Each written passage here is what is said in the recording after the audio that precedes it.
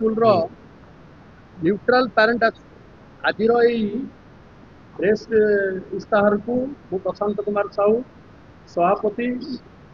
Bakshi Jagabandhu English medium school रो parent association सभापति आपण मानक समस्त को हार्दिक स्वागत करुच्ची। आपण मानक स्वागत करुच्ची सभा प्रेस इस्ताहार को। आज मुख्य उद्देश्य होची ए प्रेस इस्ताहार दबार मुख्य उद्देश्य होची एक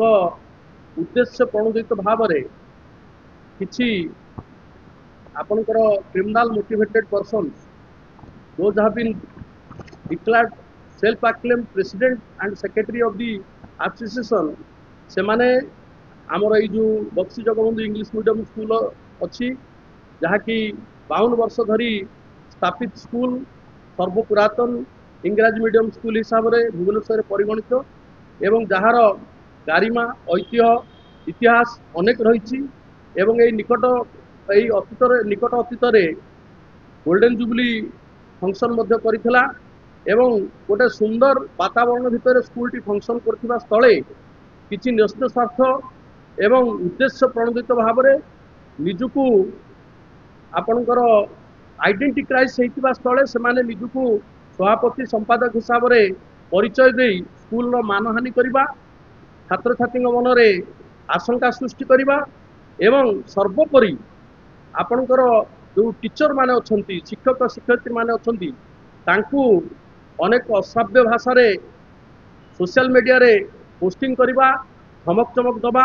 एभली कार्यक्रम को प्रथमे आमे न्यूट्रल पेरेंट एसोसिएशन हिसाब रे ताकु कंडेम करूचु घोर निंदा करूचु एवं तीव्र निंदा करूचु। आजर ये प्रेस इस्ताहार रे मु आपण मानकु कहि रखबा को चाहिबी जे आपण माने समस्ते उणाधिके जानिथिबे जे आपणकर पब्लिक स्कूल रे पढ़ाइबा पई हेले किभली भाव रे आपणकर कार्यक्रम हुए जहाँकि 2015 रे गोटे आमर मान्यवर उच्च न्यायालयकर निष्पत्ति क्रमे जहाँकि रिट अपील 89 ऑफ 2015 सेथिरे आपणकर समस्त विषय तर्जमा करी मान्यवर उच्च न्यायालय एक जजमेंट देइथिले एवं से जजमेंट को आधार करी यह कहुई जे प्रीवियस ईयर थारू ता पर वर्ष रे 15% अधिक फीस हाइक करा जीवो नाही। तद व्यतिरिक्त यही आम जो Baxi Jagabandhu English medium school अच्छी से आम कौन कौन पाउचे ये जजमेंट पर आम जहाँ जहाँ पाइचे ताहा हूँ आमर ये स्कूल रे रिएडमिशन फीस नाही एवं अन्यथा अन्य प्रकार कौन प्रकार फीस ना तथा आपणकर दशम रु आप देखो दशम श्रेणी पास कलापर अन्य स्कूल मानकर जिते एडमिशन लक्षाधिक टंका खर्च करने को पड़ता स्थले आम स्कूल रे प्रमोशनल फीस ना तेणु एभली स्थले जदि एते प्रकार सुविधा सुजोग दिया जाउची एवं गोटे स्टडी आटमोस्फियर क्रिएट करा जाइची सुंदर वातावरण सृष्टि करा जाइची तत् व्यतिरिक्त ए स्कूल रे जो शिक्षक शिक्षयित्री अछंती तांको उन्नत शिक्षा जोगु आमर बीजेएम स्कूल सबु वर्ष प्राय टॉप रे रहउची। ए टॉप रे रहिबार कारण होउची आपनकर शिक्षक शिक्षयित्रींकर उद्योग सेमानकर शिक्षादान शैली एवं सर्वोपरि जो मैनेजमेंट रही से मैनेजमेंट रो सुचारू संपादना जोगु एभली कार्य समापन करा जाई पारुची। तेणु एभली परिप्रेक्षी रे आपनकर प्रत्येक वर्ष जेतेबेले एकेडमिक ईयर आरंभ हुए सेतेबेले गोटे पेरेंट्स टीचर्स मैनेजमेंट मीटिंग हुए एवं सही परिप्रेक्षी रे एथिरे मध्य 8/2/2025 रे गोटे मैनेजमेंट टीचर एवं पेरेंट्स मीटिंग होइतला जो थिरे फी निर्धारण करा जाई 15% अधिका निया जीवो नाही बोली एक रिजोल्यूशन पास करा जाई से अनुसार फीज इम्प्लीमेंटेशन करा जाई अछि। जदि एकथा सत्य एवं एभली परिस्थिति रे आपणकर कौनसी किछि न्यस्त स्वार्थ एवं उद्देश्य प्रणोदित व्यक्ति विशेष जो माने निजुकु सभापति व संपादक हिसाब से प्रतिगणित करुछन वा प्रतिपादित करने चेष्टा करुछंती से माने आसी स्कूल सामने रे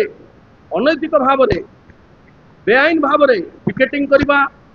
छात्र छात्र टेरराइज करवा शिक्षक शिक्षयित्री को धमक चमक दबा एवं सर्वोपरि मैनेजमेंट को हतोत्साहित कला भलिया कार्यक्रम हाथ को नवा यह घोर निंदार विषय। तेणु आम न्यूट्रल पेरेंट एसोसिएशन तरफ मुझे कार्यक्रम को निंदा करुच्ची एवं तीव्र समालोचना करने सहित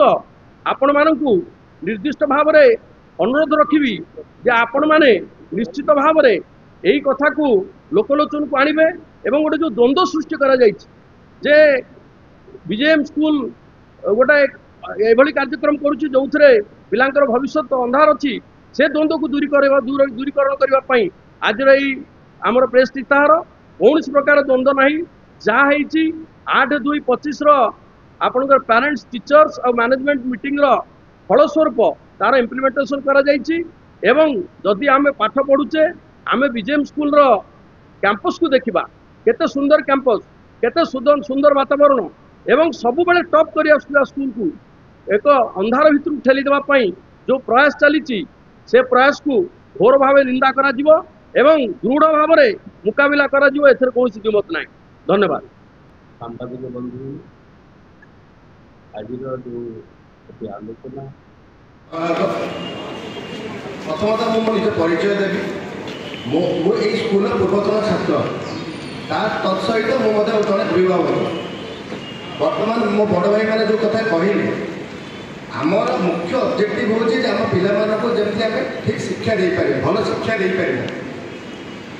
ସେମାନଙ୍କର ଶିକ୍ଷାଗତ ଉନ୍ନତି ସହିତ ଶାରୀରିକ ବିକାଶ ମାନସିକ ବିକାଶ ହେବ। ଆମେମାନେ ସମସ୍ତେ ସବୁ ଜାଗାରେ ଚାକିରି କରୁଛୁ ଆମେମାନେ ସାଲେରୀ ପାଉଛୁ ଡିଏ ପାଉଛୁ ଅନ୍ୟାନ୍ୟ ସରକାରୀ ସୁବିଧା ପାଉଛୁ। ଯଦି ଆମମାନଙ୍କର ଏଇ ଜିନିଷ ଗୁଡ଼ିକ ସରକାର ବନ୍ଦ କରିଦିଅନ୍ତି ଆଉ କୁହନ୍ତି ଯେ ଆପଣମାନେ ଗୋଟିଏ କନଷ୍ଟାଣ୍ଟ ସାଲେରୀରେ ପୁରା ଜୀବନ ଯାକ ଅତିବାହିତ କରନ୍ତୁ ସେଇଟା ତ ଆମ ପକ୍ଷେ ସମ୍ଭବ ନୁହଁ। ସେପରି ବିଜେଏମ୍ ସ୍କୁଲ ମଧ୍ୟ ଯେଉଁ ଶିକ୍ଷକମାନେ ଅଛନ୍ତି ବା ଯେଉଁମାନେ ସପୋର୍ଟ ଷ୍ଟାଫ୍ ଅଛନ୍ତି ସେମାନେ ମଧ୍ୟ ତାଙ୍କ ପରିବାରକୁ ଏଥିରେ ଭରଣ ପୋଷଣ କରୁଛନ୍ତି ସାମିଲ ହେଇକି। ଯଦି ସ୍କୁଲ କର୍ତ୍ତୃପକ୍ଷ ଲିମିଟ୍ ଭିତରେ ଯେଉଁଟାକି ଆମର ହାଇକୋର୍ଟର ନିର୍ଦ୍ଦେଶ ଅନୁସାରେ 15% ଭିତରେ ପରିସର ଭିତରେ ରହି ସେଇ ଅନୁସାରେ ଫିସ୍ ଅଳ୍ପ କିଛି ଫିସ୍ ବୃଦ୍ଧି ହେଲା ସେଥିରେ କିଛି ଆପତ୍ତି ନାହିଁ। କିନ୍ତୁ ଏଇ ଯେଉଁ ଜିନିଷଟିକୁ ମିଥ୍ୟା ପ୍ରଚାର କରି ନିଜର ସ୍ୱାର୍ଥ ଜନିତ